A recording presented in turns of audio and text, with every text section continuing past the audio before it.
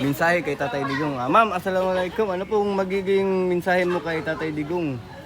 Waalaikumsalam warahmatullahi ta'ala wa barakatuh. Unang-una po, kami po ay nagagalak at blessings po sa amin na pumunta kami dito sa Davao at sinadya po namin talaga para mabisita kahit man lang ang bahay ni Tatay Digong dito sa Davao. Dahil po halos lahat kami sa Sulu, hindi talaga katanggap-tanggap namin kung ano ang nangyari sa kanya dahil hindi namin inaasahan na gano'n ang mangyayari sa kanya.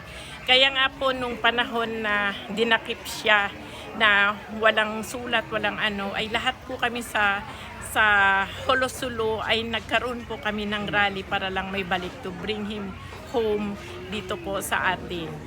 Sana po inshallah dapat lahat po tayo, Muslim man, Kristiyano man, ay magkaisa at manalangin para lang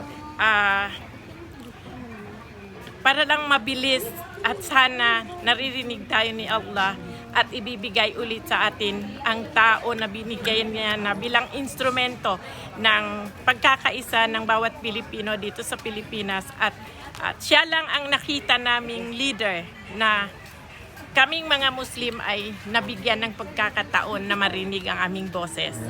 Ngayon sa pagkakataong ito, sa kasakali man, gusto rin namin makatulong kami mga tausog na sana sa ngalan ng Sultanate of Sulu, based on the history, ay mabigyan din tayo ng pagkakataon na makakontribute ng kung papaano natin makamtan ang tunay na katarungan mula sa ating mga ninuno, ang katarungan ng mga Pilipino, lalong-lalo na ang katarungan ng mga tao dito sa Mindanao. Yun po, inshallah ta'ala, magkaisa po tayo, hindi tayo tawag nito. Huwag po tayong mapagod, humingi ng prayers sa Allah subhanahu wa ta'ala na inshallah, baka ngayon o bukas o kahit kailan, hintayin natin talaga si Tatay Digong na makabalik dito. Yun po, mahal na mahal namin si Tatay Digong. Ayan, thank you po, ma'am. Pwede po makilala. Pakilala lang po.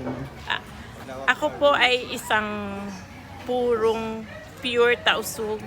Ako po ay si Dayang Isbatlana Kiram na isang anak ng isang dating sultan ng Sulu, si late Sultan Ismail Kiram II. At isa po akong executive director ng Sultanate of Sulu Royal Ladies Incorporated.